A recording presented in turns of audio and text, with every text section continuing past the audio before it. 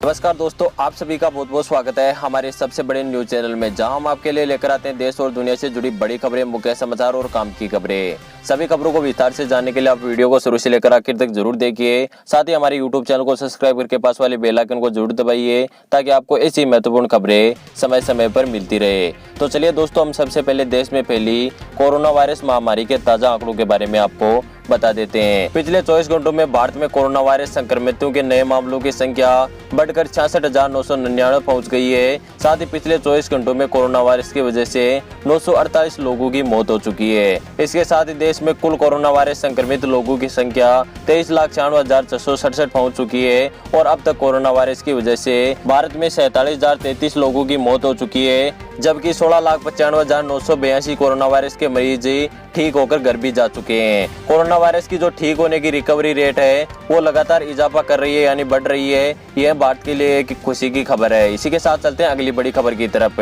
यात्री ट्रेनों को लेकर मोदी सरकार ने लिया बड़ा फैसला, जानिए बड़ी खबर है। कोरोना काल के दौरान देश भर में सिर्फ कुछ विशेष ट्रेनों के परिचालन को ही अनुमति केंद्र सरकार के द्वारा दी गई थी, जबकि अभी तक जो नियमित ट्रेनें हैं उन पर जो प्रतिबंध है वह जारी रहेगा। भारतीय रेलवे की तरफ से जून में ऐलान किया गया था कि 12 अगस्त से जो नियमित यात्री ट्रेनें हैं वो चलाई जाएगी। अब भारत सरकार ने इस फैसले को आगे बढ़ा दिया है। केंद्र की तरफ से जारी बयान में बताया गया है कि कोविड-19 मामलों के प्रसार के चलते नियमित यात्री और उपनगरीय ट्रेनें सेवाएं निलंबित रहेगी, यानी जो पहले ट्रेनें चलती थी वहीं चलेगी, और जो 12 अगस्त से ट्रेनें चलने वाली थी, जो यात्री ट्रेनें चलने वाली थी, उनको रद्द कर दिया गया, उनकी तिथि को आगे बढ़ा दिया गया है। हालांकि वर्तमान में चलाई जा रही 250 कोरोना स्पेशल ट्रेनें परिचालन से पहले ही जारी रहेगी और अब भी जारी है। वहीं देश में बड़े पैमाने पर कोरोना प्रभावित महाराष्ट्र राज्य और मुंबई में लोकल ट्रेनें चलाने को लेकर मोदी सरकार ने कहा है कि केवल राज्य सरकार की आवश्यकता के अनुसार ही मुंबई में जो स्पेशल है और इसमें ट्रेनें चलाई जाएगी। बाकी जो 12 अगस्त से ट्रेनों का परिचालन होने वाला था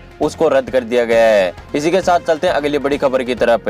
आखिरकार बन गई कोरोना वायरस महामारी की दवा, जानिए वैक्सीन कब तक मिलेगी भारत को। कोरोना वायरस महामारी के बचाव के लिए पूरी दुनिया वैक्सीन का इंतजार कर रही है। दुनिया के कई मुल्क वैक्सीन बनाने की कोशिश में जुटे हुए हैं। क्लिनिक ट्रायल से ह्यूमन ट्रायल तक सफल हो गए हैं। अब हर तरफ ऑक्सफोर्ड की वैक्सीन को लेकर चर्चा हो रही है, लेकिन मंगलवार को रूस के राष्ट्रपति पुतिन ने दावा किया कि उनके यहाँ दुनिया की पहली कोरोना वैक्सीन तैयार हो गई है। रूस के स्वास्थ्य मंत्रालय से भी मंजूरी मिल गई है। पुतिन ने यह भी बताया कि उन्होंने इस वैक्सीन का पहला टीका अपनी बेटी को लगाया है। उनकी 2 बेटियां हैं जिनको हल्की बुखार थी, और कोरोना वायरस का टीका लगाने के बाद में उनकी जो बुखार है वो 1 दिन में ठीक हो गई। वैक्सीन देने के बाद में उनकी जो रिपोर्ट है वो नेगेटिव आ चुकी है। तो अब बात रही कि यह वैक्सीन भारत तक कब तक पहुँचेगी। रूस के पास पहले से ही 20 से ज्यादा देशों से इस वैक्सीन के लिए करीब 1 बिलियन डोज की डिमांड आ चुकी है। बताया जा रहा है कि वैक्सीन का बड़े पैमाने पर प्रोडक्शन सितंबर महीने में शुरू होगा और अक्टूबर में इसे और ज्यादा बढ़ाया जाएगा। इसलिए संभावना है कि सितंबर या अक्टूबर में भारत में भी यह वैक्सीन, कोरोना वैक्सीन आपको देखने को मिल सकती है। यदि इस वैक्सीन को WHO मंजूरी दे देता है और यह कन्फर्म हो जाता है कि यह दवा कोरोना वायरस के लिए कारगर साबित हो रही है, तब यह भारत में पहुंच सकती है। दोस्तों, आपका इसके बारे में क्या कहना है? क्या रूस कोरोना की दवा बना सकता है या नहीं? आप हमें नीचे कमेंट करके जरूर बताएगा। इसके साथ ही चलते हैं अगली बड़ी खबर की तरफ।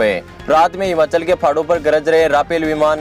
लद्दाख में चीन सेना को जवाब देने के लिए तैयार है भारतीय सेना। हाल ही में भारत में आए बेहद ही आधुनिक और घातक राफेल लड़ाकू विमान आसमान में गरजना शुरू हो गया है। फ्रांस से आए लड़ाकू विमान रात के समय हिमाचल के पहाड़ों में लगातार प्रैक्टिस में जुटे हुए हैं, ताकि गोल्डन एरोज के आसमानी योद्धा की जरूरत पड़ने पर लद्दाख में लाइन ऑफ एक्चुअल कंट्रोल पर एयर टू एयर मिसाइल और एयर टू ग्राउंड मिसाइल के साथ दुश्मन को तबाह कर सके। इसलिए लगातार जो राफेल विमान और भारतीय सेना है वो तैयारी में जुटी हुई, और अब की बार अगर चीन की तरफ से हमला होता है तो चीन को करारा जवाब दिया जाएगा। दोस्तों, आप भी यदि भारतीय सेना के द्वारा किए जा रहे कार्य से खुश है तो आप अभी इस वीडियो को लाइक जरूर कीजिएगा। साथ ही हमें कमेंट करके जरूर बताइएगा कि जो भारत और चीन के बीच में जो तनाव चल रहा है वह तनाव बातचीत से सुलझ जाएगा या फिर युद्ध की स्थिति का भारत और चीन को सामना करना पड़ सकता है। इसके साथ ही चलते हैं अगली बड़ी खबर की तरफ। पिता की संपत्ति पर बेटियों का भी होगा बराबर हक।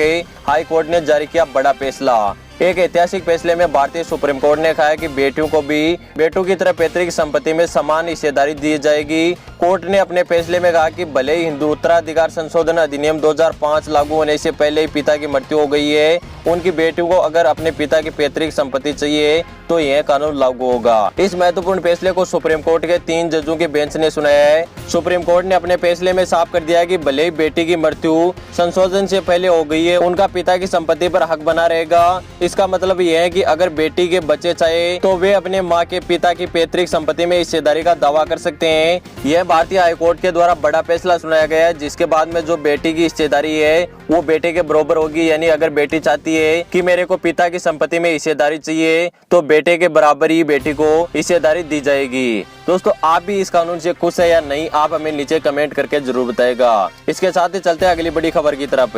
अगर आपके कार और बाइक का गलती से चालान कट गया है तो उसे कैसे कैंसिल घर बैठे करवा सकते हैं, जानिए बड़ी खबर है। जगह जगह ट्रैफिक पुलिस ने over speeding, red lighting, jumping और स्टॉप लाइन से आगे गाड़ी रुकने जैसे ट्रैफिक नियमों के उल्लंघन की जानकारी रखने के लिए कैमरे लगा दिए हैं। इन कैमरों से ट्रैफिक नियम तोड़ने वाले को ऑटोमेटिक नंबर प्लेट रीड हो जाती है और उसे चालान जनरेट किया जाता है। लेकिन कई बार गाड़ी की नंबर प्लेट या तो साफ कैमरे में दिखाई नहीं देती है या फिर नंबर प्लेट पर कीचड़ की स्थिति होने की वजह से नंबर प्लेट कैमरे में साफ नहीं दिखाई देती है, जिसके कारण चालान गलत कट जाता है और गलत नंबरों पर चालान कट जाता है। पिछले कुछ दिनों से इस प्रकार की शिकायतें पुलिस के पास आ रही थी। नंबर प्लेट को ठीक से रीड न कर पाने के कारण गलती करने की बजाय किसी और व्यक्ति का चालान कट जाता है। अगर आपका भी गलती से चालान कट गया है तो आप ट्रैफिक पुलिस हेल्पलाइन पर संपर्क करके इसकी जानकारी दे सकते हो। इसके अलावा आप ईमेल के जरिए भी अपनी शिकायत दर्ज करवा सकते हो। ट्रैफिक पुलिस द्वारा वेरिफिकेशन के बाद में काटे गए चालान को कैंसिल कर दिया जाता है। सबसे अच्छी बात यह है कि आपको इसके लिए किसी भी प्रकार का चालान नहीं देना पड़ेगा। अगर आपका गलती से चालान कट गया है दूसरी नंबर प्लेट की जगह तो आप उसको कैंसिल करवा सकते हो घर बैठे ही। इसके साथ ही चलते हैं अगली बड़ी खबर की तरफ। माता वैष्णो देवी यात्रा 16 अगस्त से शुरू होगी। जाना चाहते हो तो पहले जान ले, यह नियम है। सरकार ने जारी किया दिशा निर्देश। माता वैष्णो देवी यात्रा 16 अगस्त से शुरू होगी। सरकार ने इसकी घोषणा की है। अगर आप भी मां वैष्णो देवी यात्रा में जा रहे हैं तो नियमों का जानना बेहद ही जरूरी है। कोरोना वायरस के चलते कई तरह के नियम बनाए गए हैं। आरती तक में बैठने की परमिशन नहीं होगी। साथ ही 10 साल के बच्चे यात्रा नहीं कर पाएंगे। यात्री माता के भवन में नहीं ठहर पाएंगे। सुबह शाम होने वाली माता के भवन में दिव्य आरती में श्रद्धालुओं को बैठने की परमिशन नहीं होगी। माता के भवन में श्रद्धालुओं को रात के ठहरने की फिलहाल पाबंदी रहेगी। 30 सितंबर तक एक दिन में अधिकतम 5000 यात्री दर्शन कर पाएंगे। आरोग्य सेतु ऐप डाउनलोड करना अनिवार्य होगा। मूर्ति और पवित्र किताबों को छूने की भी अनुमति नहीं होगी। तो दोस्तों, यह है माता वैष्णो देवी की यात्रा करने वाले यात्रियों के लिए नियम। अगर आप भी यात्रा करते हैं तो इन नियमों का पालना जरूर करें। इसके साथ ही चलते हैं अगली बड़ी खबर की तरफ। पाकिस्तान को लगा बड़ा झटका। सऊदी अरब ने खत्म किया दशकों पुराना तेल और व्यापारिक संबंध।